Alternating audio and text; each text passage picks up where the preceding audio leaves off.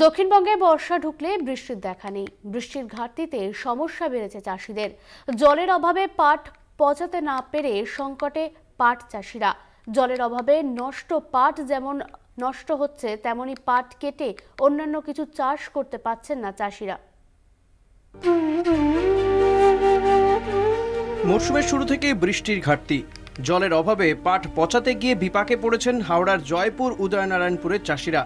পাট গাছ পচানোর জন্য পর্যাপ্ত জল পাচ্ছেন না তারা। জলের অভাবে একদিকে যেমন পাট গাছ নষ্ট হচ্ছে, পাশাপাশি পাট কেটে অন্য চাষ করতে পারছেন না কৃষকরা। এরই মধ্যে যেসব চাষিরা পাট কেটেছেন, খালে জল না থাকায় তারা পাট পচাতে দিতে পারছেন না।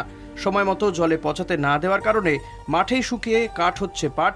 আশঙ্কা, আষাঢ় মাস শেষ হয়ে শ্রাবণ মাস চলছে, অথচ এই ভরা বর্ষার মরশুমেও খাল, বিল, পুকুর, ডোবা, নালা, জলাশয়গুলোতে বর্ষার বৃষ্টির জল না আসায় পাট পচাতে না দিতে পেরে দিশেহারা হয়ে পড়েছেন চাষিরা। হাওড়ার মতোই একই ছবি মুর্শিদাবাদেও। অনাবৃষ্টিতে চিন্তার ভাঁজ ডোমকলের পাট চাষিদের।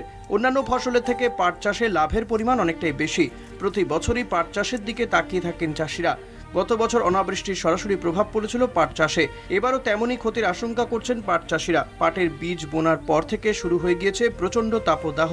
দেখা নেই মেঘ বা বৃষ্টির, জল নেই খাল, বিল, নদীতে। অনেক জায়গাতেই জেসিবি দিয়ে গর্ত করে পাম্প করে জল তুলে পাট পচানোর জায়গা করা হচ্ছে। অন্যান্য চাষবাস করার পরে পাট চাষে কিছু টাকা ঘরে আসতো চাষিদের।